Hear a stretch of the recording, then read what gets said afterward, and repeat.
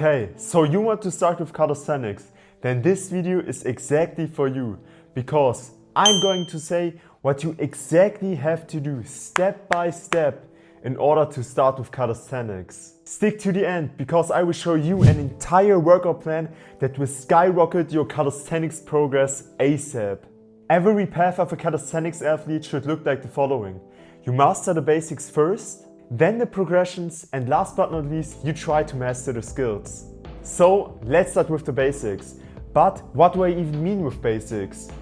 Push-ups, pull-ups, and dips. So before we start with the skills or even think about it, I want that you are able to do at least 20 push-ups, at least 10 pull-ups, and at least 20 dips. If you're struggling with push-ups, I would highly recommend you to do elevated push-ups. If you're struggling with pull-ups, I would highly recommend you to do Australian pull-ups.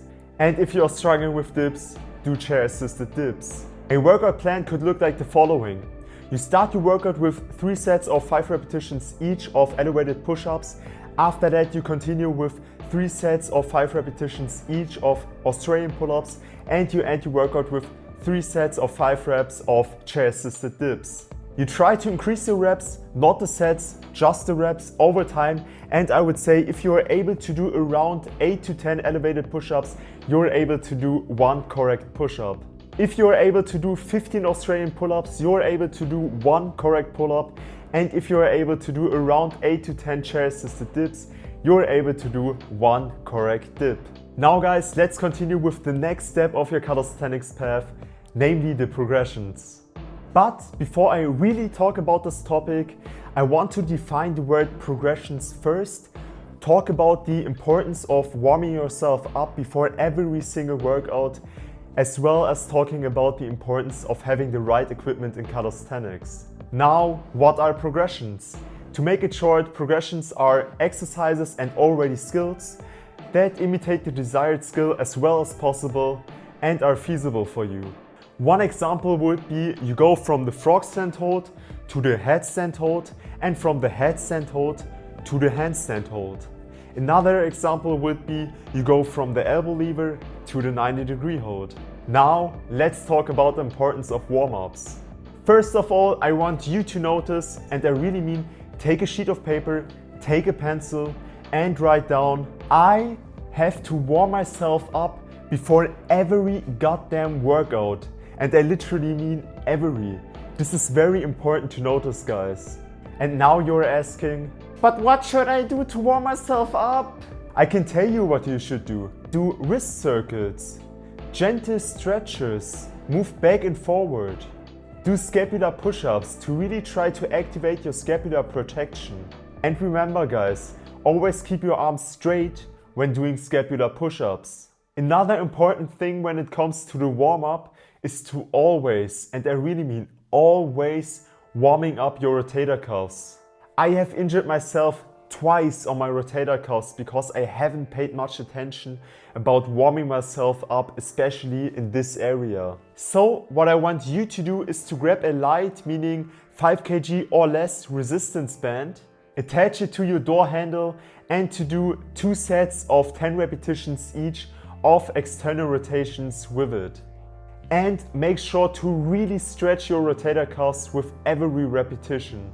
Additionally to that, I would highly recommend you to use the resistance band for other warm-up exercises as well, such as band pull-aparts or overhead band pull-aparts. Speaking of resistance bands, I would briefly talk about the importance of having the right equipment when it comes to training calisthenics.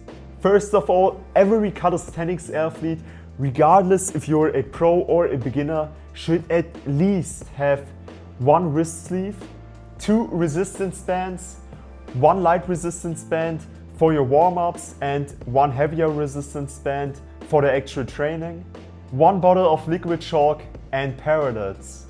So if you have none of these, go buy yourself these ASAP. The main reason why one should have the right equipment in calisthenics is to avoid injuries.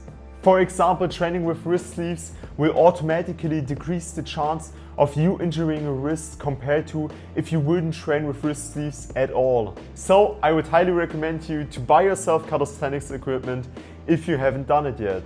Now let's really talk about progressions/skills.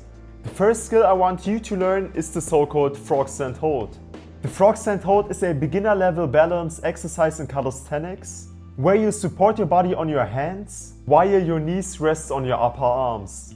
It helps develop wrist strength, balance and core stability. It's often used as a progression toward the handstand or the planche. So in order to learn the Frogstand Hold, I want you to do 1 foot assisted Frogstand Holds first. I want you to do 3 sets of 4 repetitions on each side where you try to switch your foot as slow as possible and try to hold this position as long as you can. And guys, I promise you that you will learn the Frogstand Hold fast with this method. The next skill I want you to learn after you can hold the Frogstand for 20 seconds, and I mean at least 20 seconds, is the so-called headstand. The headstand is an inversion skill in calisthenics where you balance your body upside down with your head and your hands on the ground. It strengthens the shoulder, neck and core stability, and it's often used as a foundation for learning the handstand or other balance-based skills in calisthenics. Now what I want you to start with is to place your head on the ground after going into the Frogstand and try to hold this position for 20 seconds. Do 3 sets of this specific exercise. After you are able to do 3 sets of 20-second holds each, I want you to combine those 2 exercises into 1 exercise. Place your head on the ground, count to 3, and then lift yourself up and position yourself again into the Frogstand Hold, count to 3, and so on. I want you to do 3 sets of 4 repetitions each. After you have no struggles of doing this specific exercise, I want you to lift your legs up after you have placed your head successfully on the ground. And there you go, you have unlocked your next calisthenics skill. After you can hold the headstand for at least 20 seconds, I want you to start learning the handstand. The handstand hold is an advanced calisthenics skill where you try to balance your body upside down on your hands. It builds shoulder strength, core stability and body control. Mastering the handstand hold is key for progressing into more dynamic calisthenics skills such as handstand push-ups or other planche variations. And guys, obviously you're going to start with kick-up attempts against the wall. Kick-up attempts for the handstand against the wall are practice drills where you swing one leg up and use momentum to bring your body into the handstand position with the wall for support. The wall helps you to find balance and control without falling over. It's a safe way for beginners to build confidence and to get a feeling of being upside down. Now I want you to do 5 sets of 3 repetitions each of doing kick-up attempts against the wall. Try to hold the handstand against the wall as long as possible and try to slowly increase the distance to the wall over time. After you feel confident enough to hold the handstand against the wall, I want you to start with freestanding kick-up attempts. Now freestanding kick-up attempts are when you try to enter a handstand without using a wall by kicking one leg up and balancing on your hands.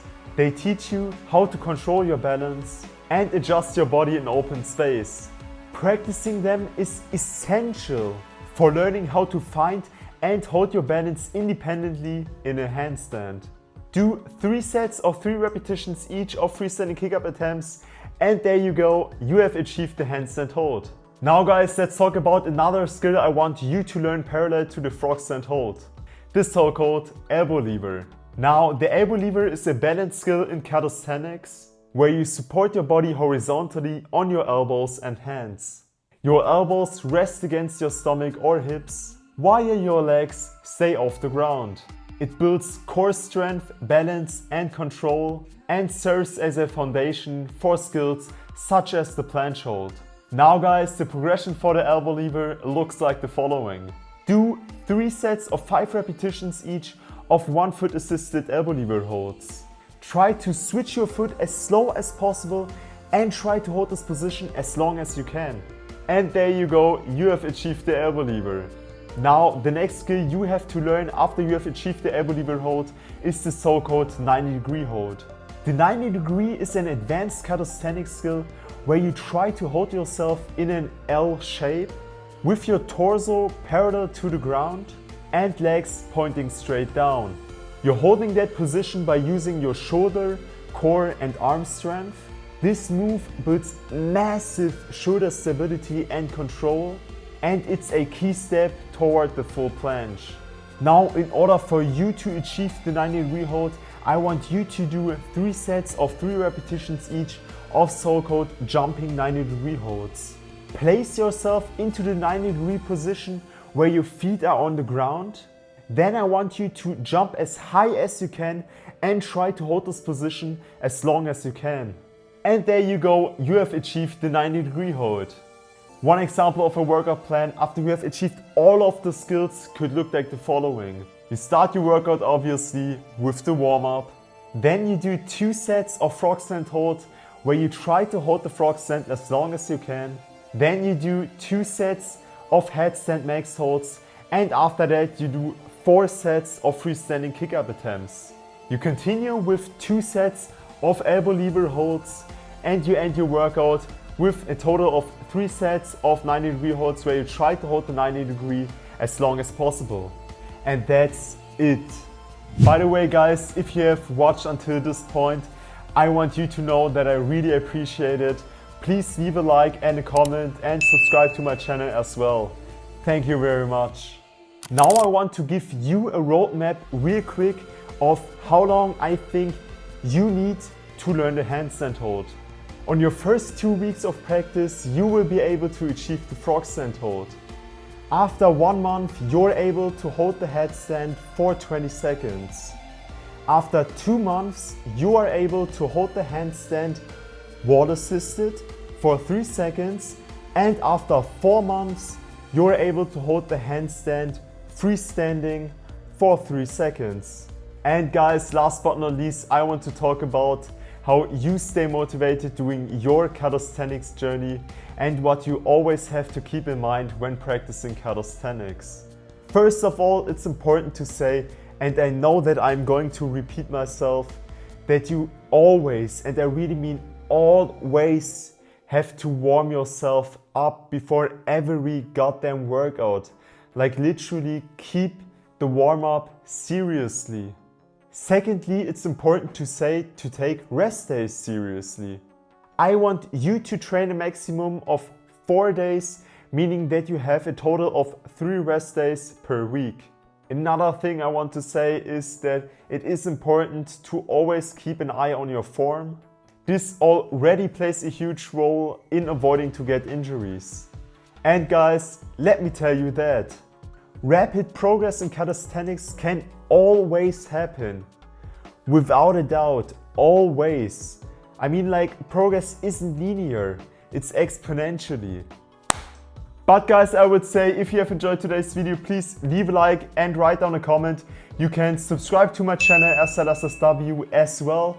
By the way, please check out my Instagram. My name is SLS_Phoenix with XC at the end.